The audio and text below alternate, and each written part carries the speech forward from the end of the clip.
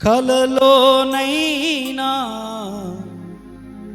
అనుకోలేదు నాకింత భాగ్యము కలదని. ప్రకాశించే ఆ దివ్య సియోనులో కనుడా నిన్ను దర్శింతును. ప్రకాశించే ఆ దివ్య సియోనులో కనుడా నిన్ను దర్శింతును. కలలోనైనా అనుకోలేదు, కలలోనైనా అనుకోలేదు నాకింత భాగ్యము కలదని. నాకింత భాగ్యము. ఆరాధనా ఆరాధనా ఆరాధనా నీకే ఆరాధనా.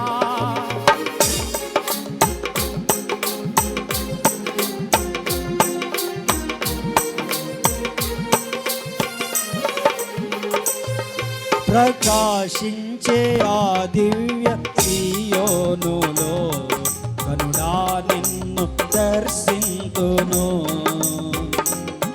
ప్రకాశించే ఆ దివ్య సియోనులో కనుడా నిన్ను దర్శింతును.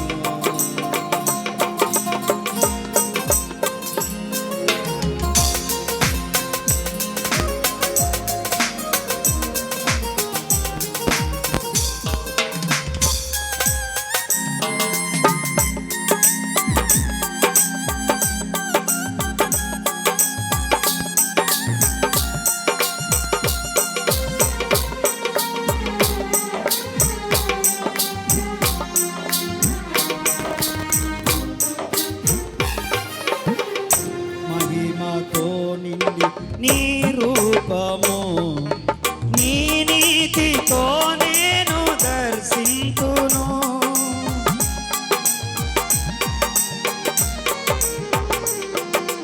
వేవేల దూతలతో నిత్యము పరిశుద్ధుడు పరిశుద్ధుడని నా తండ్రి నీ సన్నిధిలో నిత్యము ఆరాధింతును.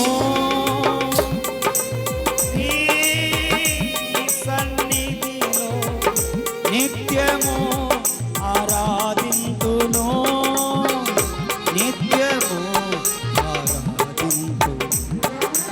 ఆరాధన ఆరాధన ఆరాధనా నీకే ఆరాధన.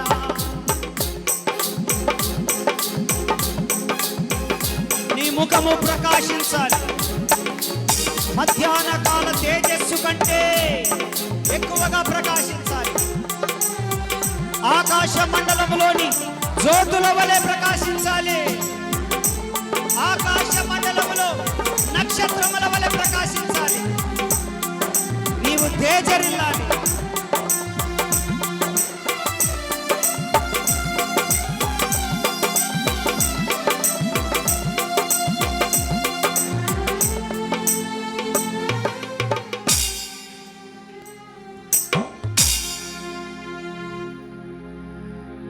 ప్రకాశించే స్థాయికి మనం ఎదగాలి.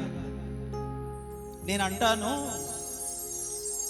ఆయన స్వరాన్ని వింటున్నటువంటి మనము ఆయన స్పర్శను కూడా మనం అనుభవించాలి. పరిశుద్ధాత్ముడు వచ్చినప్పుడు పరిశుద్ధాత్ముని స్పర్శ అనుభవిస్తున్నాం, కానీ ఆయన మనలో తాకడం మనం గమనించాలి. ఈ భూమి మీద ఉన్నప్పుడే, ఈ శరీరంతో ఉన్నప్పుడే ప్రభు మనలో తాకాలి. తాకడం ద్వారా ఏదో లబ్ధి చేకూరాలని కాకుండా అసలు ఆయన తాకాలి. ఆ తాకడములోనే లబ్ధి చేకూరుతుంది. ఆ తాకడములోనే స్వస్థత ఉంది. ఆ తాకడములోనే ఒళ్ళు పులకరింత ఉంది. ఆ తాకడములోనే మన మనస్సు చిన్న పిల్లల మనస్సులాగా మారిపోవడం ఉంది.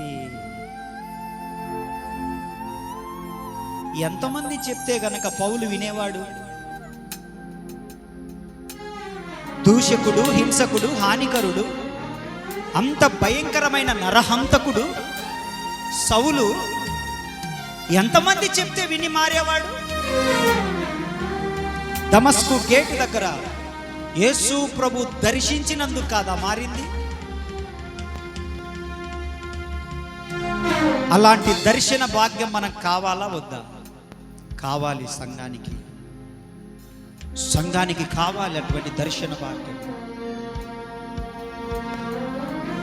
అట్టి కృప దేవుడు మనందరికి ఇచ్చునుగాక. అట్టి కృప మనం పొందుదుముగాక. అట్టి కృప చేత నింపబడుదుముగాక. అట్టి దర్శన భాగ్యం మనం అనుభవించుదుముగాక. చప్పట్లు కొడితే యేసయ్యను కనపరచండి. ఈ విషయాన్ని నమ్ముతూ, నేను నమ్ముతున్నాను, నేను పూర్తిగా నమ్ముతా ఉన్నాను.